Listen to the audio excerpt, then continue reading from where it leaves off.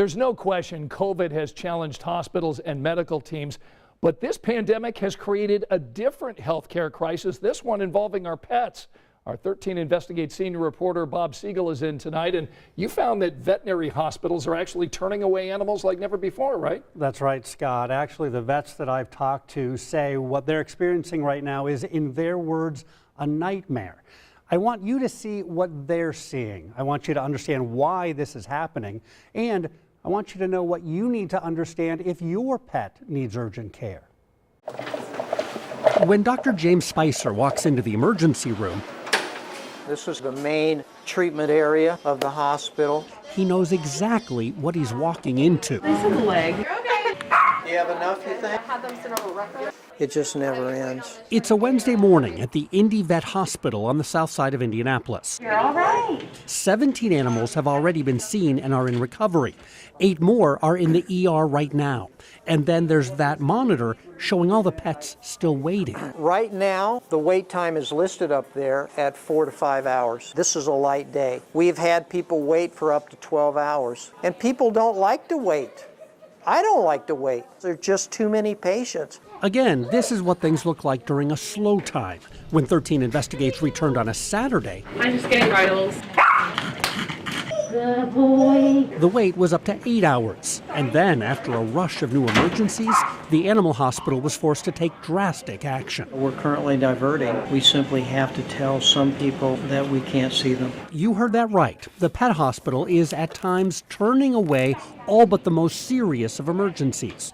Diverting patients is a worst-case scenario that's becoming all too familiar. It is an absolute nightmare. I've been in this business 45 years, and it's never, ever been even close to this type of situation. And everybody has the same problem.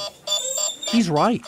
13 News visited other local vet hospitals. Wait times are skyrocketing there, too. 4 to 6 hours is an average, and then many times it easily goes up to 6 or 8. On a really bad day, it might be 10 to 12 hours. It's why all 24-hour pet hospitals in central Indiana have been forced to divert patients, and it's now happening a lot. Every hospital, I would say lately, goes on diversion at some point in time, at least once a day. Have you ever seen things the way they are right now? No. Never. This is unprecedented in veterinary medicine.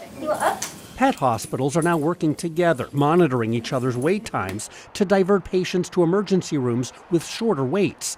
But even that is not always working. Many times we're trying to divert patients to other ERs and other specialty hospitals while they're diverting people to us. For patients, oh, you love licking, don't you? It can come as quite a surprise. I think for me, it was just complete hopelessness. Kelsey Burton and Josh Stoltz did not realize just how overwhelmed vet hospitals are until they needed emergency care for Dinky Bean. She was kind of hacking a little bit, coughing, and then her stomach just like got huge. They rushed to a nearby hospital to learn their small dog had a rather large treat lodged in her esophagus. She would die if the obstruction was not removed. But no one at the hospital could perform that procedure.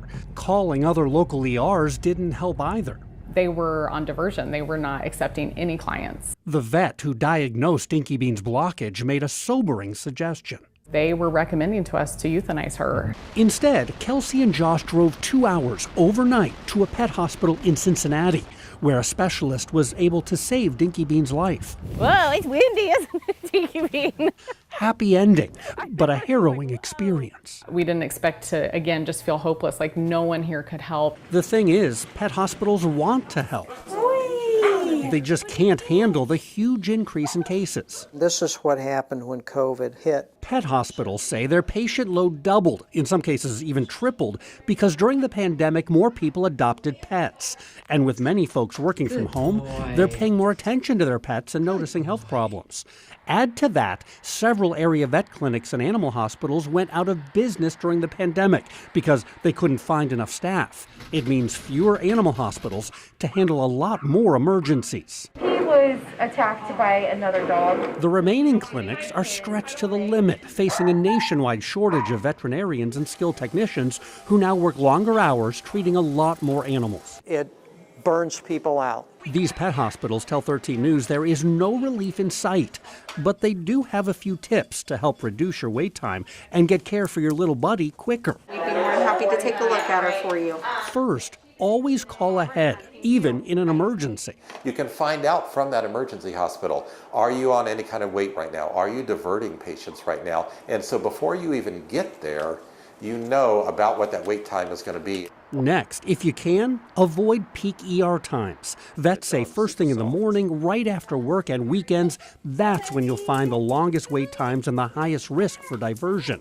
And make sure you're getting your pet regular checkups to help avoid a trip to the emergency room in the first place. Small problems and things that you are noticing, address them sooner rather than later. You're okay. I know. Finally, while this emergency is playing out in pet emergency rooms, medical staff say what's needed most is patience as they try to keep up with record demand. The entire veterinary industry is overwhelmed right now. It's a devastating thing. Even when pet emergency rooms are diverting new patients, most will still treat animals that come in with life-threatening conditions. But serious problems that might have received immediate treatment in the past might now require waiting many hours or even days.